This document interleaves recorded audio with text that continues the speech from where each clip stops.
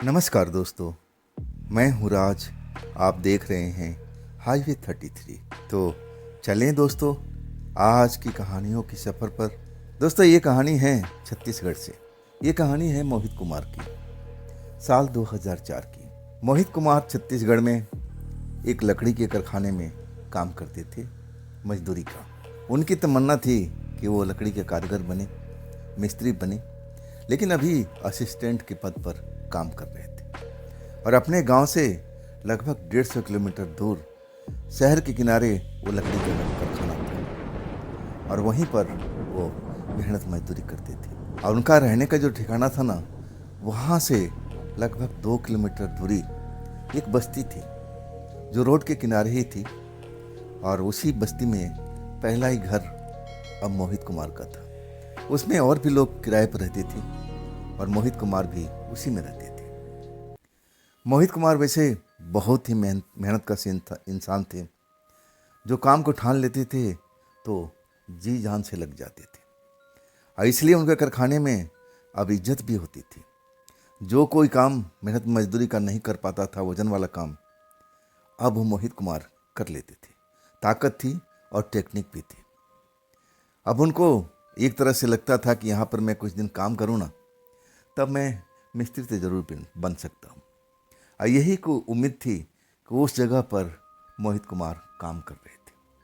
और ये काम करते करते उनको लगभग उस जगह पर 3 महीना हो चुका था। और तब तक जहाँ रहते थे कुछ लोगों से जान पहचान तो हो ही गई थी। वो भी लोग अलग अलग जगह पर अलग अलग किस्म का काम करते थे, लेकिन रहने का ठिकाना सबका एक ही जैसा था। एक लाइन से कमरा बना हुआ था, छोटे छोटे कमरे, जिसमें मुश्किल से ही 2 आदमी मुश्किल से रह पाए। उसी में खाना बनाना, और कॉमन सा बाथरूम था, नहाने का खुला ही था, और उसी में नहाना और फिर अपने अपने काम पर चले जाना।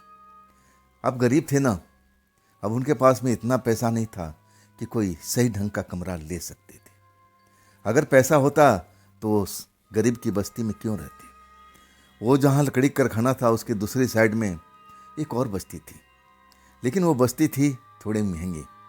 वहाँ जो किराया था ना, बहुत ही ज़्यादा था। अब यही सोच के कि भाई, मोहित कुमार का सोचना था कि भाई मैं शहर में आया हूँ काम करने के लिए, अपना मतलब हल करने के लिए, कि हमें अब फैशन में थोड़ी रहना, दिखावा थोड़ी करना है।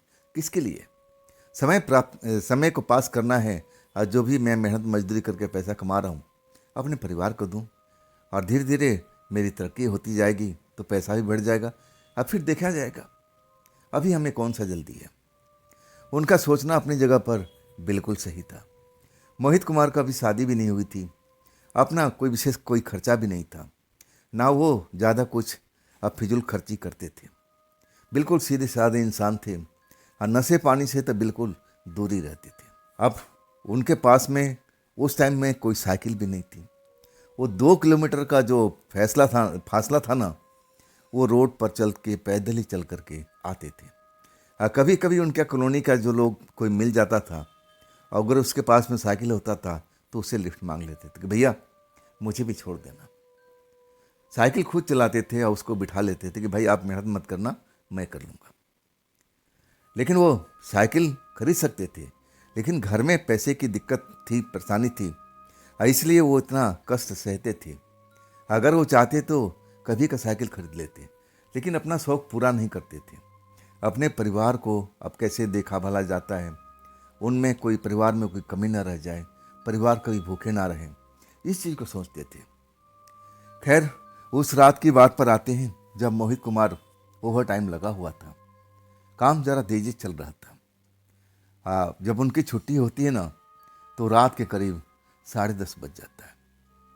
अब वहाँ से चलते उनको भूख भी लगी थी, और सोचते हैं कि चलो अब जल्दी से घर पहुँचा जाए, फिर रोटी भी बनानी पड़ेगी, और इसके बाद भोजन मिल पाएगा, क्योंकि वो होटल में खाना पसंद भी नहीं करते थे। अपने हाथ से खाना बनाते थे और वही भोजन करते थे। जब फैक्ट्री से निकलते हैं ना, तो मौसम खराब हो चुका था। बादल गड़गड़ा रहे थे, बिजली चमक रही थी, लग रहा था कि बस बरसात होने वाली है। और वो मोहित कुमार तेजी से अपना पैदल चलते हुए रोड, जो हाईवे था जिस पर वो कारखाना थी, अब उसको अब छोड़ देते हैं। अब वो जो बस्ती वाली रोड था उस पर आ जाते हैं। बस्ती वाली रोड पर जैसे ही पहुंचते हैं ना, कुछ ही देर चल पाते हैं और तब तक जोरों से बरसात एकाएक आ जाती है। बड़े जोर से पानी अब गिरने लगता है, बिजली चमकने लगती है, बादल गड़गड़ाने लगते हैं। और कुछ ही सेकंडों के अंदर में इतनी तेज बरसात होती है कि उनको सर छिपाने के लिए जगह का तलाश करते हैं, लेकिन मिल नहीं पाती। भागने लगते हैं। अब लगता है कि भीग जाएंगे भीग जाएंगे। अब ये दौड़ नहीं सकते हैं, अब इतना तेज़ी से बरसात अब आ रहा था। लेकिन बगल में ही बाएं साइड में उनको एक घर दिखाई देता है। वो उसी रोड से रोज जाते थे, लेकिन उनका ध्यान अब कहाँ कहाँ पड़े, अपने काम से मतलब रखते थे।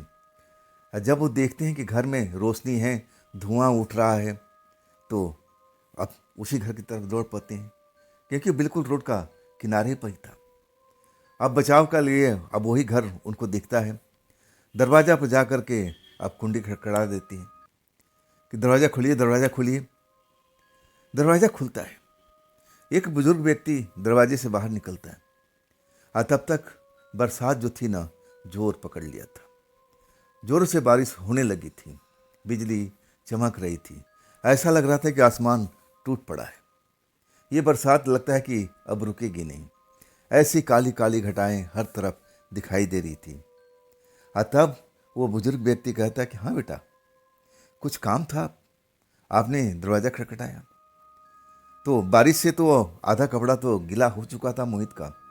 और तब कहने, चाचा माफ़ कीजिएगा, देर रात हो गई, आपका दरवाज़ा तो नहीं खटखटाना चाहिए था, लेकिन यहाँ पर अब मुझे वोट लेने के लिए कोई जगह दिखाई नहीं दी, आप ही का घर दिखा दादा। तो आप बरसात में थोड़ा मुझे आप अपने घर में दाखिल होने दे सकते हैं? मैं भीग रहा हूँ, देखिए ना मेरी हालत देखिए। बुजुर्ग कहते हैं कि हाँ बेटा, क्यों नहीं, आ जाओ, अंदर आ जाओ। अंदर चले जाते हैं मोहित जी। और वो घर जो है ना, बिल्कुल रोड के साथ में सटा हुआ था। और घर में जैसे कुछ अब बन रहा है, कुछ खाना वाना बन रहा है, और तभी तो धुआं उठता हुआ दिखाई दे रहा था मोहित जी को। लेकिन जब घर में आते हैं, बैठक में बुजुर्ग उनको बिठा देता है और कहता है, बैठो, आप तुम भीग गए हो बेटा, मैं तुम्हारे लिए कोई तौलिया गमछा वगैरह लाता हूँ ताकि तुम थोड़ा फ्रेश हो जाओ। ये गीले कपड़े, मैंने जो गीले हुए कपड़े हैं उसको थोड़ा सुखा लो। अब बुजुर्ग चला जाता है। कुछ ही देर में लौट के आता है और एक तौलिया उनको पकड़ा देता है कि बेटा, यही है मेरे पास में, और तुम अपने बाल वाल झाड़ लो थोड़ा, अब ये गीले कपड़े को थोड़ा साफ कर लो, ठंड लग जाएगी बेटा। बुजुर्ग बड़ा ध्यान रखता है मोहित कुमार को। अब मोहित जी बड़ा खुश हो जाते हैं उस बुजुर्ग के व्यवहार पर। कहते हैं, चाचा इसके लिए आपका बहुत बहुत धन्यवाद। देखिए ना, अचानक बारिश शुरू हो गई। तब बुजुर्ग कहता है, बेटा अब बोला क्या जा सकता है, अब आसमानी आफत है, कभी भी आ सकती है, अब इससे बचा तो नहीं जा सकता है। चलो अच्छा हुआ कि तुम नज़दीक थे मेरे घर का, अब मेरे घर में शरण ले लिया। अब पहले बताओ, तुमने कुछ खाया पिया है कि नहीं? तब मोहित करने लगे, नहीं चाचा, मैं तो अभी घर पे जाऊंगा, आगे ही कॉलोनी में मेरा घर है, मैं वहाँ भाड़े पर रहता हूँ, अब मैं खाना जाके बना लूँगा, आप चिंता मत करो। बरसात लग रहा है कुछ देर और चलेगी, अब फिर थमना तो है ही है, कब तक बरसात चलेगी, मैं निकल जाऊँ चाचा, आप मेरी फिक्र मत करो। लेकिन वो बुजुर्ग व्यक्ति कहता है, नहीं बेटा, अब एक तरह से तुम मेरे मेहमान हो, अब ऐसे भूखे तो नहीं रहोगे ना, देखो रात ज़्यादा हो चुकी, 11 बज चुका है, तो तुम्हें तो कुछ भोजन करना चाहिए। मेरी बिटिया गरम गरम रोटियां बना रही है, मैं लेके आता हूँ बेटा। और वो मना करते रह गए मोहित कुमार कि नहीं चाचा, रहने दीजिए। लेकिन तब तक बुजुर्ग चले गए थे। अब इसके बाद जब बुजुर्ग लौटते हैं तो रोटी सब्जी लेके लौटते हैं। कहने लगे, बेटा अभी तो हमारे पास में ही है, अब इसी में गुजारा कर लो। मैं जानता था तुम्हारा चेहरा मोहरा देख करके एक भूख लगी होगी। तब मोहित कहते, चाचा आपने बेकार में कष्ट किया, अपने बिटिया को कष्ट दिलवाया। अरे मेरा घर थोड़ी ही दूरी पर है, बस बरसात के लिए रुक गया था, नहीं तो अपने घर में सब कुछ है, मैं जा करके फटाफट रोटी बना लेता। तब तक बुजुर्ग कहने लगे, बेटा अपना ही घर समझो, ये भी तो तुम्हारा ही घर है, आप मेरे मेहमान होना, तो भूखे मैं कैसे आपको रहने देता। अभी तक जो मोहित कुमार थे उस बुजुर्ग से बात कर रहे थे और वो अभी तक उसकी बिटिया को देखे तक नहीं थे कि बिटिया उनकी कैसी है, गोरी है, चिट्ठी है, काली है, लंबी है, छोटी है, कैसी है, देख नहीं पाए थे और ना कोई अवसर मिला था। और वो जो घर था ना, उसके बारे में ज़्यादा अब उनको जानकारी भी नहीं थी। आते जाते जरूर थे, लेकिन अब उनका ध्यान आजू बाजू के घर पर थोड़ी है कि कौन कहाँ रहता है, तो विशेष ध्यान भी नहीं दिए थे। आज रात को अगर बरसात नहीं होता तो इस घर में कभी वो आते भी नहीं। आखिरकार जब रोटी वोटी खा लेते हैं ना, बरसात जो है ना बहुत तेजी से अब कम नहीं हो रही है और बढ़ती जा रही है। बिजली बाहर चमक रही है, गड़गड़ाहट हो रही है, झमाझम बारिश हो रहा है। टाइम टाइम जो है ना बीतता जाता है, 11 से 11:30 हो जाता है, फिर 12 बज जाता है। इधर मोहित जी खाना खा लिए थे ना, तो उनको नींद भी लग रही थी। बुजुर्ग से बातचीत कर रहे थे, बुजुर्ग उनके बारे में सब कुछ पूछ रहा था कि बेटा कहाँ रहते हो, कौन से गांव से आए हो, कितना कमा लेते हो, क्या काम करते हो, शादी हुआ है या नहीं हुआ है, इस तरह की जानकारी ले रहा था। और सब जानकारी मोहित जी अब दे रहे थे। तभी उनको नींद लगने लगा। वो जो बुजुर्ग है कहता है कि बेटा आपको नींद लग रहा है, ये काम करो, ये मेरी वाली चारपाई पर तुम लेट जाओ, अब मैं अंदर वाले कमरे में चला जाता हूँ। अब बारिश का आता पता तो है नहीं कि बेटा कब बंद होगा, मुझे लग रहा है कि आज रात बारिश बंद ही नहीं होगा, तुम आराम से इस चारपाई पर अपना ही घर समझ करके लेट जाओ। मोहित कुमार समझने लगे, सोचने लगे कि देखो आज भी दुनिया में लोग, अब अभी भी ऐसे लोग हैं जो गैरों को अब सेवा भाव करते हैं। मैं तो इनको जानता तक नहीं, ना ये मुझे जानते हैं, लेकिन लग रहा है कि जैसे अपना ही अब लोग हैं। अपनापन कितना है। इन्होंने मुझे भोजन भी कराया, मुझे भूखे नहीं सोने दिया, आप चारपाई भी दे रहे हैं कि बेटा यहाँ आराम कर लो। अब एक तरह से यही सोचते सोचते मोहित कुमार जी उस चारपाई पर सो जाते हैं। अब बड़ा गहरी नींद आ जाती है।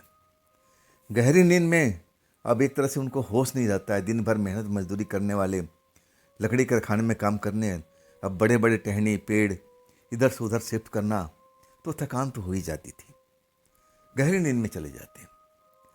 इसके बाद उनको कुछ भी होश नहीं है कि मैं अपने कमरे में हूँ या मैं किसी और के कमरे में हूँ। जब उनको शरीर में कुछ स्पर्श होता है, उनको लगता है कि मैं खाट पर अकेले नहीं, कोई और साथ में है। लेकिन अपनी आंख खोलने की कोशिश करते हैं, लेकिन कोई उनकी आंखों को जैसे ढक रखा है, आंख खोलने नहीं दे रहा है। अब वो महसूस करना चाहते हैं कि कहीं मैं इस घर में हूँ, कहीं बाबा जी तो नहीं, चाचा जी तो नहीं है। लेकिन जब हाथ पकड़ते हैं ना, तो बड़ा कोमल एहसास होता है। एक खिलखिलाहट अब सुनाई देती है। खिलखिलाहट लड़की की थी, आवाज़ थी, मधुर थी, तो उनको समझते देर नहीं लगी कि अरे ये तो कोई लड़की है, वो भी जवान लड़की है, तो मेरी चारपाई पर कर क्या रही है। एक झटके से उस लड़की को जो हाथ अब उसने आंखों को ढक रखा था, हटा देते हैं। हटाने के बाद भी उस कमरे में कुछ सूझ नहीं रहा, इतना अंधेरा हुआ पड़ा है। अब बाहर अभी भी बरसात चल रही है, झमाझम पानी गिरने की आवाज़ आ रही है, रुक रुक के बिजली चमक रही है और उसका आवाज़ भी गड़गड़ाहट सी आ रही है। जब बाहर बिजली चमकती है ना, तब एक चमक अब उनको दिखाई देती है। और वो चमक में देखते हैं कि उनके बगल में एक खूबसूरत लड़की लेटी हुई है, जो उनके जिस्म के साथ में, बदन के साथ में खेल रही है। और उनके शरीर में तो एक भी वस्त्र नहीं है। जब आप अपने को देख लेते हैं, उस लड़की का देख लेते हैं कि अरे तो जवान लड़की है, सुंदरता से भरी हुई है, ये कहीं ये चाचा जी की कोई बेटी तो नहीं है, जो मेरा सेवा भाव रात में किए थे, भोजन किए थे, शायद इसी का जिक्र कर रहे थे कि मेरी बेटी भोजन बना रही है, कहीं यही तो नहीं है, तो ये मेरे बिस्तर पर कर क्या रही है। अब एक तरह से कुछ सवाल पूछना चाहते थे उसकी बेटी से, जब बिजली चमक रही थी, तब अब एक तरह से उससे पूछ रहे थे, लेकिन वो पूछने का मौका ही नहीं देती थी। अब मोहित के जी का हाथ पर रख देती थी, अब फुसफुसाती थी, बाबा उठ जाएंगे, बाबा उठ जाएंगे, फिर मामला गड़बड़ हो जाएगा, शांत रहो ना, शांत रहो ना, मुझे खेलने दो ना तुम्हारे साथ में। अब नौजवान लड़की के शरीर की गर्माहट पा करके मोहित कुमार जी दिन दुनिया भूल गए थे। कभी ऐसा उनके साथ में हुआ नहीं था। कभी भी ऐसी कोई लड़की से वास्ता पड़ा ही नहीं था। वो तो मेहनत मजदूरी करते थे, सुंदर तो जरूर थे, लेकिन उनके शरीर पर कोई ढंग का कपड़ा नहीं होता था। गरीबी के मारे हुए थे। कभी लड़की से संपर्क करने का मौका ही नहीं मिला। कभी लड़की के बारे में सोचा भी नहीं था कि ऐसा भी कोई मेरी दोस्त बन सकती है। लेकिन जब अपनी खाट पर उस खूबसूरत लड़की को देखते हैं जो उनकी बदन से खेल रही है, कह रही है कि ना, आवाज़ मत निकालो, नहीं तो बाबा जी उठ जाएंगे, अब फिर सब कुछ खत्म हो जाएगा। तुम मज़े से अब मुझे खेलने दो ना, बिल्कुल तुम शोर मत करो। वो उनको भी मोहित जी को अब आनंद आने लगा था। उस जवान लड़की को अपने करीब पा करके, उनका बदन से खेलते हुए देख करके वो सब कुछ भूल जाते हैं। कहते हैं कि भाई ऐसा सुख तो कभी मिला ही नहीं था। फिर उस लड़की के साथ पूरी रात जब तक उनको याद है तब तक उसी चारपाई पर लेटे रहते हैं। लड़की उनके शरीर के साथ में खिलवाड़ कर रही है और उनको लग रहा है कि बस ये रात ख़त्म ही ना हो, ये रात ऐसा चलता रहे, बाहर बरसात होती रहे, बिजली चमकती रहे, अब मैं इस घर में रहूं, ये बरसात रुके नहीं, बस वो चाचा जी इस कमरे में लौट के ना आए। बस बार बार उनको यही डर लग रहा था कि कहीं चाचा जी आ गए तो मुझे क्या समझेंगे। इसी बात को डर सता रहा था। लड़की भी उनको शांत कर रही थी कि तुम शोर मत करो, जैसा चल रहा है वैसा चलने दो। आखिरकार कब तक बिजली गड़गड़ाती है, एक जोरदार आवाज़ होता है और इसके बाद उनको भी जैसे आंखों के आगे अंधेरा होने लगता है, जैसे वो नींद के आगोश में चले जाते हैं, या फिर यूं कह लीजिए कि वो बेहोश हो जाते हैं। उनको कुछ भी होश नहीं रहता। जब उनको होश आता है ना, तो सुबह हो चुकी है। सुबह होने के बाद में अब अपने आप को देखते हैं, ना तो किसी के घर में है और ना उनके शरीर से कोई वस्त्र गायब है। अपना वस्त्र पहने हुए हैं और अपने घर में है वो, ये भी नहीं कि कहीं रोड पर पड़े हुए हैं, अपने बिस्तर पर अपनी खाट पर पड़े हुए हैं। जब सब कुछ देख लेते हैं तो चौंक जाते हैं, उठ के अपने चारपाई से बैठ जाते हैं और सोचने लगते हैं कि अरे, मैं तो बरसात भरी रात में अब वो उस कोने वाले घर पर एकांत में जो है उस घर में था। मैं उस घर में रोटी भी खाया। चाचा जी से मेरी बहुत लंबी बातचीत हुई थी, वो मेरे बारे में सब कुछ पूछ रहे थे। मैं उनकी बातों का जवाब दे रहा था। इसके बाद मैं रोटी सब्जी खा करके चारपाई पर उनका सो गया था। इसके बाद एक खूबसूरत लड़की आई, मेरे बगल में लेट गई। मुझे बोलने का मौका भी नहीं दे रही थी, कह रही थी शांत हो जाओ, नहीं तो बाबा जी आ जाएंगे। इसके बाद मैं अपने घर में कैसे पहुंच गया, ये हो क्या रहा है। मोहित जी का दिमाग घूम गया था। उनको समझ में नहीं आ रहा था कि आखिर ये मेरे साथ में कौन सा खेल हो रहा है। ये क्या मेरा कोई सपना था, कोई ख्वाब था, या मेरे दिमाग में कोई उपजा हुआ भ्रम। ऐसा ही तो नहीं था। मैं कैसे अब मैं अपने घर में आ गया हूं। मुझे अच्छी तरह से याद है कि मैं उस घर में था। मैं रोटी सब्जी खा करके चारपाई पर लेट गया था और उस लड़की के साथ मैंने रात भी बिताई। इसके बाद मैं अपने घर में कैसे आ गया। उनको लगा कि ये सपना ही है, भयानक सपना है, शायद अपने घर पर आ गए होंगे, लेकिन कैसे। उनको अच्छी तरह से याद है कि बरसात शुरू हुई थी और वो पास के घर में दौड़ते हुए चले जाते हैं और उसके बाद उनको अच्छी तरह से याद था। लेकिन लगता है कि ये कोई सपना है, भयानक सपना है। और बाहर निकलते हैं तो देखते हैं कि बरसात का पानी लवा हर सड़क पर, रोड पर, उनके घर के आंगन में भी भरा हुआ है। जम के बरसात, अभी भी बादल थे ना, अभी भी जमे हुए थे, बूंदाबांदी हो रही थी, लेकिन रात वाली बरसात नहीं हो रही थी। सोचने पर मजबूर हो जाते हैं कि मेरे साथ में हुआ कैसे, मैं अपने घर में लौटा तो कैसे लौटा। लेकिन अब करें क्या, ड्यूटी का वक्त हो रहा था, टाइम पर अब अपने कारखाना भी पहुंचना था। और उसके बाद तैयार होते हैं, अपने खाना वाना बनाते हैं, टिफिन पैक करते हैं, लेकिन दिमाग उलझा रहता है। ये कैसे पॉसिबल हो सकता है भाई। मैं उस घर में गया था, और इसके बाद अपने घर में कैसे आ गया? ये संभव नहीं हो सकता है। उनको लगता था कि मेरा दिमाग थक चुका है, शायद मैं मजदूरी करते करते मेरा दिमाग काम करना बंद हो गया है। अब मुझे तो ये लगता है ख्वाब ही है, ऐसा कैसे हो सकता है? दिमाग पर बहुत जोर डालते हैं लेकिन समझ में नहीं आता। आखिरकार खाना पीना खा के लंच लेकर के थैला भरते हैं और तब तक बूंदाबांदी हो रही थी। पुरानी सी छतरी थी उनके पास में जो कई जगह से फटी हुई थी। अब नया छतरी लेने के पास उनके पास पैसे नहीं थे और चल देते हैं वही पुरानी छतरी लेकर के, पैदल चल जाते हैं। जब उस घर के पास पहुंचते हैं जहाँ से अब वो मेन रोड था, जो जिस रोड पर वो कारखाना था आगे चल करके, जब उस घर के पास पहुंचते हैं ना तो देख के हैरानी होती है। घर में ताला लगा हुआ है और ताला ऐसा लगा हुआ कि जैसे महीनों से नहीं सालों से खुला ना हो, पुराना जंग लगा हुआ ताला। आश्चर्य होता है, उनको लगता है कि मैं इस घर में आया था, मैं इस घर में पहुंचा था। इस घर में एक बुजुर्ग थे और उनकी एक बिटिया थी। मैं इस घर में जरूर आया था। अंदर चारपाई भी है जहां मैं लेटा था और उनकी बिटिया ने भोजन बनाया था और इसके बाद जो मेरे साथ में हुआ था। लेकिन वो पुराना ताला अब मोहित कुमार को मुंह चिढ़ा रहा था, जैसे कह रहा था कि पगला गया है, देख मैं सालों से तो मैं खुला ही नहीं हूं, तू कैसे आ सकता है? वो ताला जैसे मुंह चिढ़ा रहा था मोहित कुमार को। कुछ देर वहां पर उस ताले को निहारते रहते हैं और फिर अपने रोड पर चलने लगते हैं। कारखाना पहुंचते हैं, काम पर लग जाते हैं, लेकिन मन नहीं लगता है। रह रह के वही ख्याल आता है कि कैसे हो सकता है ये, मैं कैसे उस घर से और अपने घर पहुंच जाता हूं और वो घर में पुराना ताला क्यों लगा हुआ है?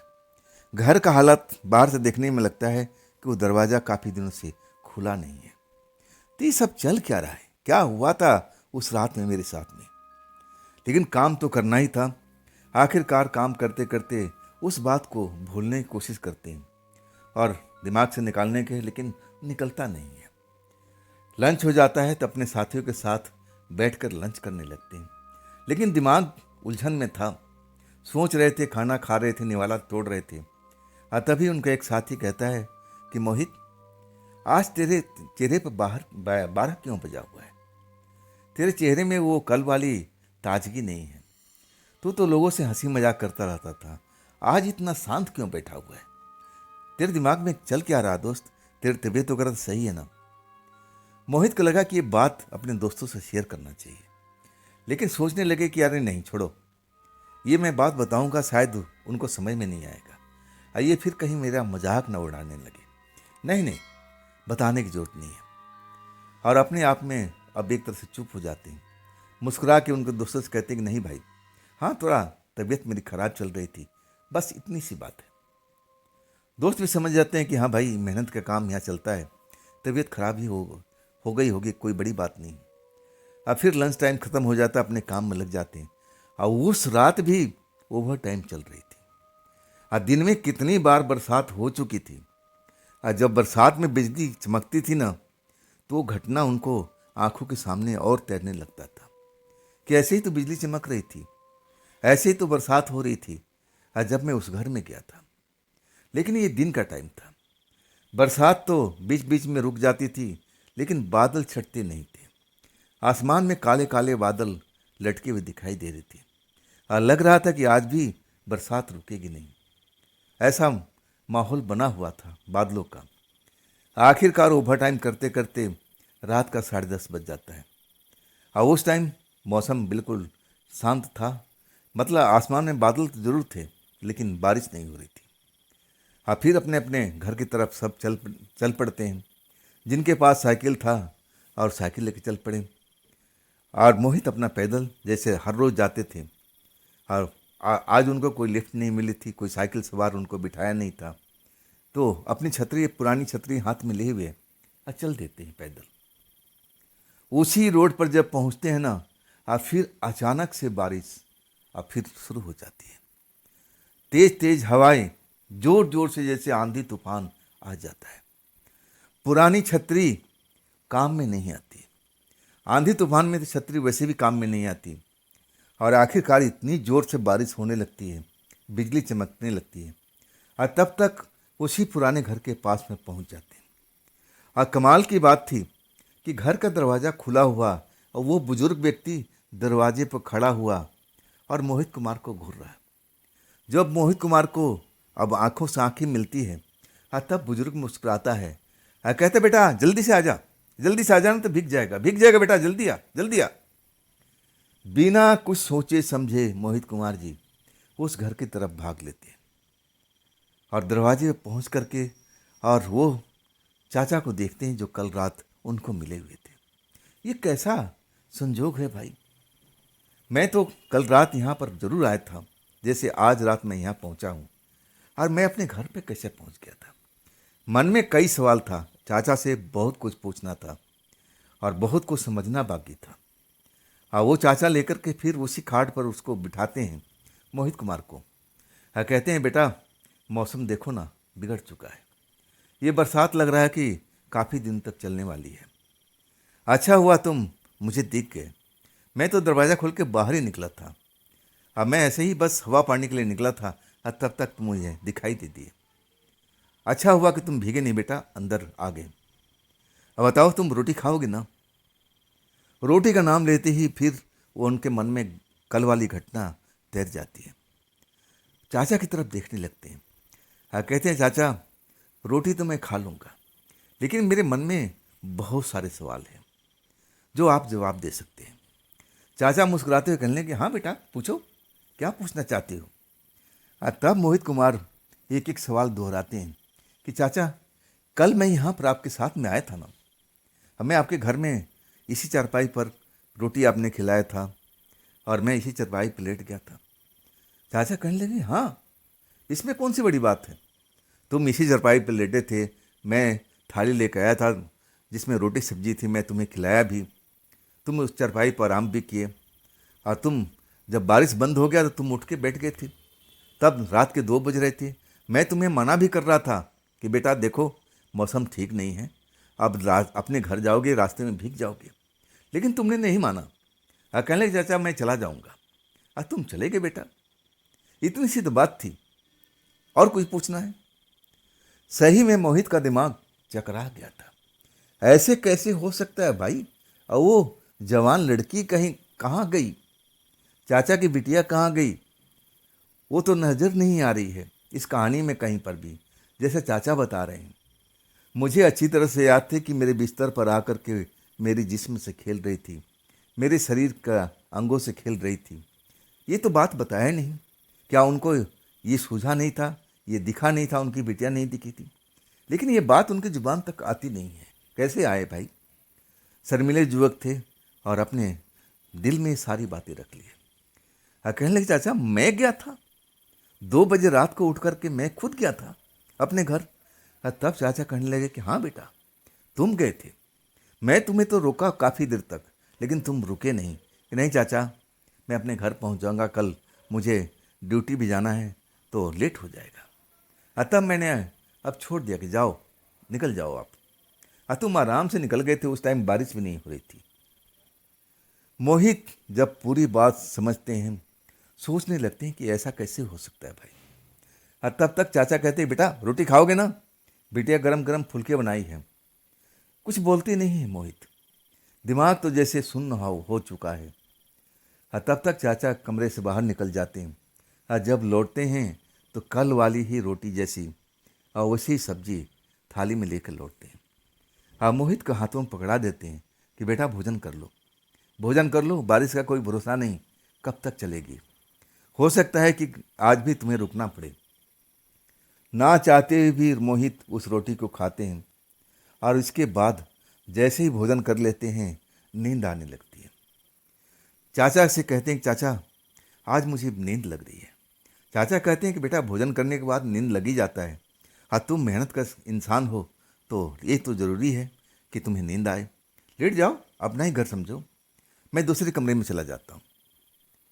तब तक चाचा के बिटिया को वो देखे भी नहीं थे कि चाचा की बिटिया कौन से कमरे में है, खाना वो बनाई थी कि कौन बनाया था। और इसके बाद वो अपना उसी चारपाई पर, कल वाली चारपाई पर ही लेट जाते हैं। एकदम बेहोशी की नींद में सो जाते हैं। बारिश हो रही है, वैसे ही जैसे कल की रात हो रही थी। अचानक वही कल वाला पल आ जाता है। जब उनका आँख खुलता है तो वही जवान लड़की उनके बगल में लेटी हुई उनके जिस्म से खेलती जा रही है। चौंक के उठते हैं, लेकिन लड़की उनके मुंह पर हाथ रख देती है, नहीं नहीं, शोर मत करना, नहीं तो बाबा जी सो रहे हैं और उठ के आ जाएंगे, फिर हम लोग फंस जाएंगे। क्या जवाब दोगे तुम और क्या जवाब देंगे हम? मैं तुम्हारी सुंदरता पर रीझ गई थी। अब मैं तो तुम्हें पहली बार देखी ना तो मेरा दिल तुम पर आ गया था। मैं तुमसे बहुत ही प्रेम करती हूँ और तुम मेरे प्रेम को ठुकराओ मत। यही मौका है। बाबा जी मुझे कहीं आने जाने नहीं देते हैं।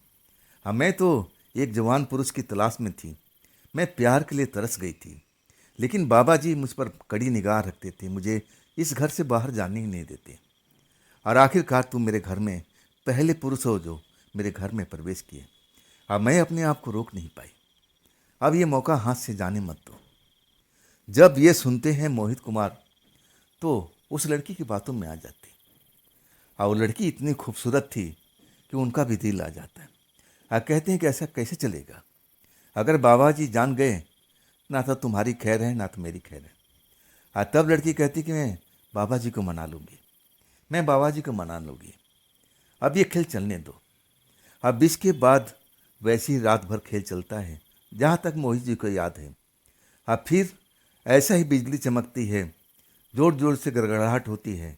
और गड़गड़ाहट होते ही अंधेरे में उनका दिमाग चकराने लगता है। अब फिर बेहोशी की नींद सो जाते हैं। जब उनकी आँख खुलती है ना तो अपने कमरे में अपने ही बिस्तर पर पाते हैं। हड़बड़ा के उठते हैं, अरे ये क्या, मैं तो उस घर में था, उस घर में उस लड़की के साथ में था, मैं अपने घर में कैसे आ गया, मुझे क्यों नहीं याद है। बाहर देखते हैं तो बाकी आज भी बारिश हुई थी, वैसे जैसे कल हुई थी। अपना दिमाग चकरा जाता है उनका, सोचने के समझने की शक्ति जैसे छीन हो चुकी है।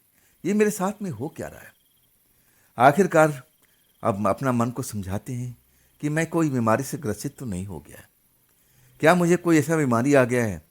मैं कोई अब ऐसा दिमागी बीमारी तो मेरे शरीर में नहीं आ गया है। अपने दिमाग को टटोलने लगते हैं कि नहीं नहीं, ऐसा कैसे हो सकता है, मैं तो बिल्कुल स्वस्थ हूँ, नौजवान हूँ, मुझे ऐसा कैसे हो सकता है। लेकिन जितना सोचते हैं सर दर्द उनको होने लगता है। और तब वो एक पल आता है कि सोचना बंद कर देते हैं और कहते हैं कि चलो अब जो होगा देखा जाएगा, ये मेरे साथ में क्या हो रहा है। अब वक्त नहीं बचा था ड्यूटी का टाइम तैयार होने का।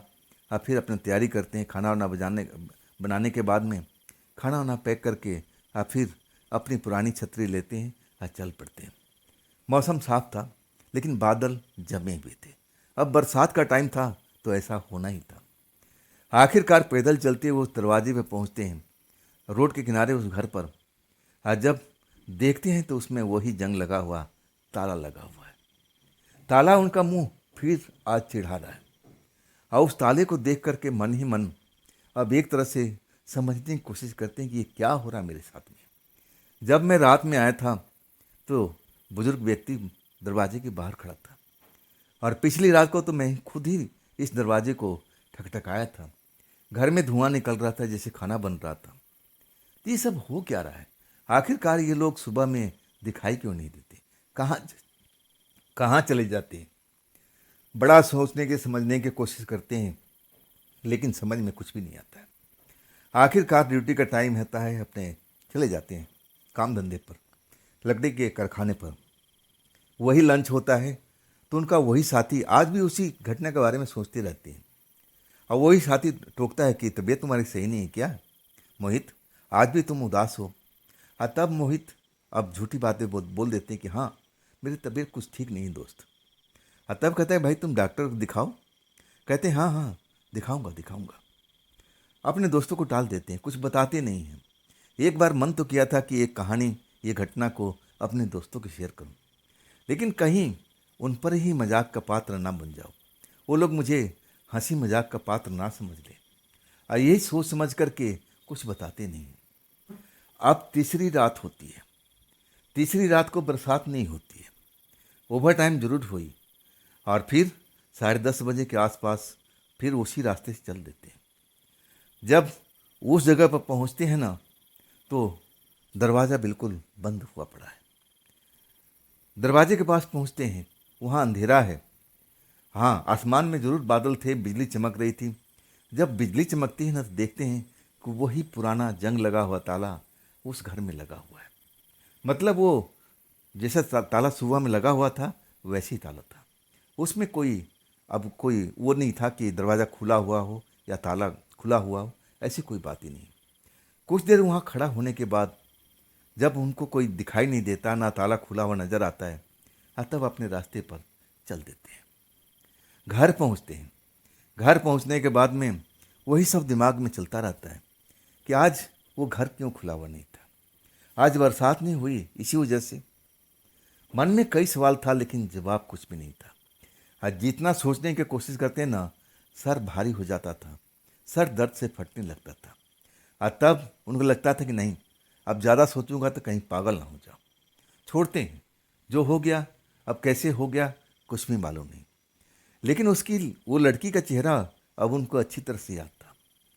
जवान लड़की का, हाँ, वो भी रात के टाइम उनके बिस्तर पर, वो कैसे भूल सकते थे। और उस लड़की के बनाए हुए खाना भोजन वो 2 बार खा चुके थे। सब कुछ याद था। वो जो चाचा थे, उनका चेहरा मोहरा भी अच्छी तरह से याद था। आखिरकार अपने घर पहुंचते हैं। घर पहुंचने के बाद में भोजन करने का इच्छा नहीं होती, ना बनाते हैं। मन थोड़ा भारी भारी होता है, दिमाग चकराता है। कहते हैं कि नहीं, आज मैं कुछ नहीं बनाऊंगा, आज शांत ही, अब ऐसे ही सो जाता हूँ, खाली पेट ही। पानी पीते हैं और अपने बिस्तर पर लेट जाते हैं। कब नींद आ जाती है उनको पता ही नहीं लगता है। और जब आँख खुलती है ना, तो फिर जैसे कोई अब उनके बगल में लेटी हुई है। वही वही चीज़ जो उनको 2 रातों से हो रही थी। वही जवान लड़की उनके बगल में लेटी हुई, और कमरे में उनकी रोशनी थी। जब उनकी आँख खुलती है तो उसी को देखते हैं। अरे, आप यहाँ पर कैसे आ गई? मेरा घर कैसे पता था आपको? तब लड़की कहती कि शोर मत करो, पड़ोसी जाग जाएंगे। मैं आपको घर देखी थी, जब आप इस घर में आए थे ना, आपके मैं पीछा करते हुए आई थी। बाबा तो गए हुए हैं अपने काम से, और वो ना जाने कब तक लौटेंगे। और वो बाहर से ताला बंद करके गए थे ताकि मैं घर से निकल ना सकूं, लेकिन पीछे के दरवाजे से मैं निकल भागी। और देखिए, मैं आपके घर में आ गई हूँ। अब हैरान थे मोहित जी कि मेरे घर का दरवाज़ा तो अंदर से बंद था। तब लड़की कहती, नहीं, दरवाज़ा बंद करना आप भूल गए थे। जैसे मैं धक्का देती हूँ, दरवाज़ा खुल जाता है। टाइम नहीं खराब करते हैं, अब इसके बाद प्रेम मोहब्बत करने लगते हैं। मोहित जी को लगता है कि हाँ, लड़की इनके प्यार में पागल है। अब बहुत कुछ दिमाग में था उनका पूछने के, लेकिन लड़की बिल्कुल वक्त नहीं देती है। आखिरकार सवाल उनके दिमाग में धरे के धरे रह जाते हैं, और थकान से चूर होकर वो सो जाते हैं। आज जब आँख खुलती है तो सुबह हो चुकी है। लड़की उनके बगल में थी ही नहीं, ना उसका कोई निशान था कि लड़की इस बिस्तर में कभी सोई थी। दरवाज़ा अंदर से सिटकनी लगा हुआ था। मतलब ये हो क्या रहा है? सही में अब उनका दिमाग सही ढंग से काम नहीं कर रहा था। उनको लगा कि मैं तो ऐसे पागल हो जाऊंगा, समझ में नहीं आता है कि अब मैं करूं तो क्या करूं। लेकिन उस लड़की का एहसास जो रात में हुआ था, सब कुछ वो कैसे भूल सकते हैं। आखिरकार ड्यूटी के टाइम पर निकल पड़ते हैं, और उस दरवाजे पर जाके देखते हैं, वहाँ पर बाकी ताला लगा हुआ है। मतलब लड़की इस घर में या तो अंदर है या पिछले दरवाजे से आई होगी। जब वो पिछले दरवाजे पर जाते हैं घूम करके, एक लंबा चक्कर काट करके, और तब देखते हैं कि पीछे एक छोटा सा दरवाज़ा लगा हुआ है, और वो भी जंग लगा हुआ है। अंदर से सिटकनी उसकी बंद है, ये भी खुला नहीं है। अब वो कई बार दरवाजे को नॉक करते हैं, लेकिन कोई भी अब उस दरवाजे को खोलता नहीं है, ना कोई भी आवाज़ आती है। आगे भी जाते हैं, उस लड़की को पुकारते हैं, लेकिन कोई भी जवाब उनको नहीं मिलता है। और तब अपने फैक्ट्री में आ जाते हैं। मन उनका उदास हुआ पड़ा है। घटनाक्रम समझने की कोशिश करते हैं, दिमाग साथ नहीं दे रहा है, और गलती पर गलती फैक्ट्री में कर रहे हैं। एक बार तो चोट भी खा गए लकड़ी की वजह से, जो बड़ी सी लकड़ी उठाए थे और उसको सही ढंग पर रखना चाहिए था, लेकिन वो गलत जगह पर रख दिए और वो लुढ़क कर उनके पैर पर आ गया था। हाँ, तब उनका वही दोस्त आता है। ये कर क्या रहा है तू मोहित? तू तो घायल हो जाएगा। ये तेरे को हो क्या रहा है? मैं 3 दिन देख रहा हूँ, तू अपने आप में रहता नहीं है। बात क्या है? मोहित का वो थोड़ा नज़दीकी दोस्त था। अब मोहित अपने दिल की बात उससे छुपाते नहीं थे, लेकिन इन 3 दिनों के घटना को अपने आप में समेट कर रखे थे। अपने दोस्त को बताते नहीं हैं।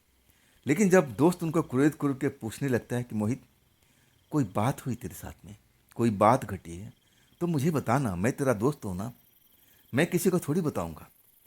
तब मोहित को लगता है कि ना, अपने आप में कब तक छिपा के रखूंगा, मेरा कहीं दिमाग फट ना जाए। ऐसी उनके साथ में परेशानी चल रही थी।